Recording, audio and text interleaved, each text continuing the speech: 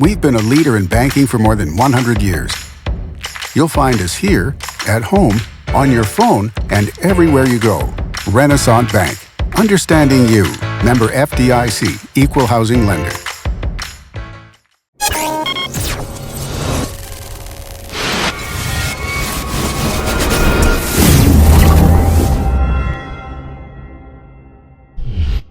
Sponsored by Renaissance Bank. Good morning and welcome to Newsbreak for Monday, February 20th. I'm Derek Russell. First on today's show, let's take a look at the weather underground forecast. Temperatures remain warm this week with a chance of rain on Tuesday. Today is partly cloudy with a high of 77 and a low of 55.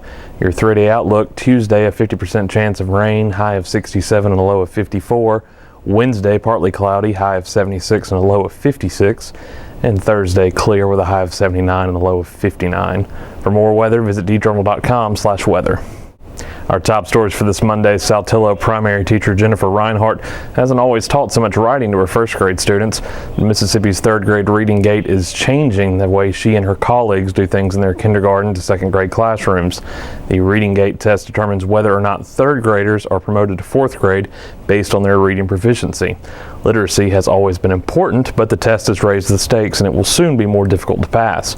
Beginning in the 2018-2019 school year, the state will raise the scores students must reach in order to advance to fourth grade. That means teachers in the lower grades are already busy trying to prepare their students to meet that mark. Students who need extra practice will work with interventionists until they've mastered those skills. Schools are also increasingly encouraging parents to work on literacy skills with their children. Pierce Street Elementary third grade teacher Candace McFarland said the more students have learned in kindergarten through second grade, the better. This year's third graders will take the GATE test between April 16th and May 19th. The names have changed, but the faces are the same at pediatric clinics in Tupelo and Saltillo. North Mississippi Pediatrics has become Children's Clinic of Tupelo and Children's Clinic of Saltillo. It is part of a partnership between North Mississippi Medical Center and Children's of Mississippi. That is the University of Mississippi Medical Center's umbrella organization for pediatric care. The same doctors and nurse practitioners will remain at both locations, and they will continue to take care of newborns at North Mississippi Medical Center Women's Hospital. Patients and their families will have some extra paperwork to do the first time they come into clinics in Tupelo and Saltillo. They will also see expanded screenings during well visits to reflect new mandates from insurers as well as best practices. The pediatric group approached both NMMC and UMMC after they decided they needed more help with meeting government regulations, insurance mandates, and technology demands. Tupelo's Ballard Park will get some new additions in the near future. 3 more baseball fields will be built at the park this year. Plans for expansion also call for new athletic fields, a handicap-accessible playground, walking trail expansion, and upgrades to the outdoor stage. The new baseball fields will be located near the current baseball complex. One of them will be built through the conversion of an existing soccer field into a baseball field. Ballard Park won't be losing a soccer facility, however. That's because the city will locate a larger multi-purpose field near the Paul Eason Field.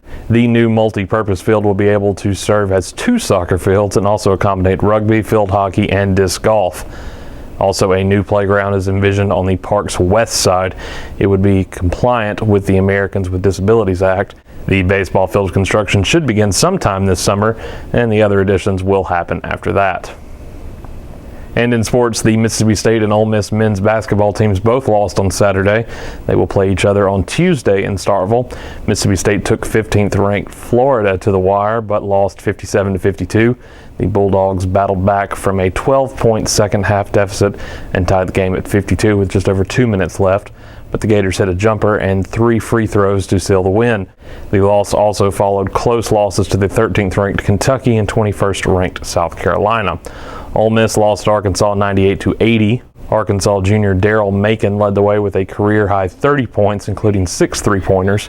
Moses Kingsley, who played 2 seasons at New Albany, added 14 points, 13 rebounds, and 4 blocks. Tuesday's showdown will begin at 8 and can be seen on ESPN2. The Rebels won the previous meeting 88-61 in Oxford on January 31st. That does it for Newsbreak on this Monday. Remember, this show is one of the many online offerings that get you news off the page and on the go. We also have the Memo podcast, which delves deeper into the local news of Northeast Mississippi with analysis and commentary. You can listen at memo.djournal.com or wherever podcasts can be downloaded. Each story discussed today on Newsbreak can be found in your daily journal or online at djournal.com, where you can find a new episode of Newsbreak each weekday at 7 a.m. Thanks for joining us. I'm Derek Russell.